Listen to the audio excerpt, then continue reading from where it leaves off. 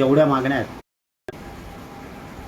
देवेंद्र फडणवीस साहेबांनी, विशेष करून आपल्या विखे पाटील साहेबांनी आणि लाड साहेबांनी, त्यांनी सगळ्यांना मिळून मराठा समाजाच्या जेवढ्या मागण्या आहेत या मागण्यांची अंमलबजावणी करून मराठा समाजाला न्याय द्यायचं ठरवलं आहे. त्याबद्दल मी त्यांचं मनापासून आभार मानतो. आजही मुख्यमंत्र्यांनी मराठा आणि कुणबी मंत्रालयासाठी मान्यता दिली.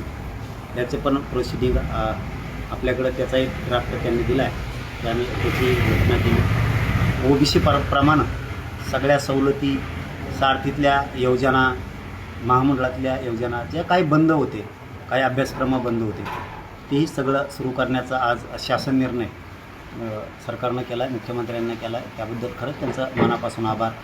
बलिदान गेलेल्या कुटुंबाचा विषय मार्गी काढला आहे.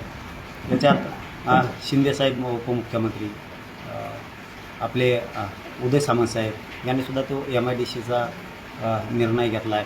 यांनी सगळ्यांनीच मिळून विखे पाटलांच्या माध्यमातून योजना पुढं जायला लागल्यात. सगळ्या योजनेची अंमलबजावणी मिळाली. त्याबद्दल खरंच सरकारचं मनापासून आभार मानतो. परंतु त्या योजना आता बंद होऊ देऊ नका. फक्त एवढंच मात्र बारकाईने लक्ष ठेवा. जे कुणबी प्रमाणपत्र मिळाले त्याचेसुद्धा आदेश दिलेत, हे याबद्दलही आम्ही आभार मानतो. परंतु ज्यांचे कुणबी प्रमाणपत्र मिळाले त्यांच्या व्हॅलिडिटी थांबवण्याचं काम राज्यात काही अधिकाऱ्यांकडून सुरू आहे. त्या अधिकाऱ्यांनासुद्धा निलंबित करण्याची प्रक्रिया सरकारकडून होणं खूप गरजेचं आहे.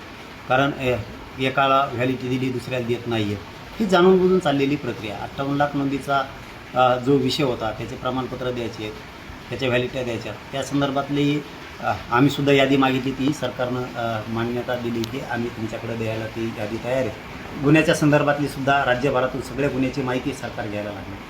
त्याबद्दल खरंच मनापासून देवेंद्र फडणवीस साहेबांचे आभार, विखे पाटील साहेबाचे, लाड साहेबाचे, शिंदे साहेबाचे, आपल्या सुनित्राताईंचे, सगळ्यांचेच मनापासून आभार. उदय सामंत साहेबांनीसुद्धा याच्यामध्ये खूप लक्ष घातलं.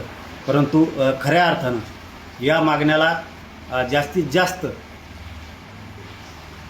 अंमलबजावणीकडे नेण्याचं काम खरंच विखे पाटील साहेबांनी केलं सरकारच्या वतीनं. त्याबद्दल त्यांचे मनापासून आभार. राहिलेली ही कामं ठेवू नका, ही आम्ही अपेक्षा तुमच्याकडे व्यक्त करतो आहे. आणि केलेल्या योजना, व्हॅलिडिटी, हैदराबाद गॅजेटेडची काढलेली SOP, त्याप्रमाणे जो अर्ज तयार केला आहे हैदराबाद गॅजेटेड, त्याप्रमाणे प्रमाणपत्र आता तातडीनं वितरित करण्यात यावे. ते थांबू नका. नुसत्याच मान्यता द्यायच्या, नुसत्याच मंजुऱ्या मिळायच्या आणि पुढं काहीच होणार नाही असं मात्र होऊ देऊ नका.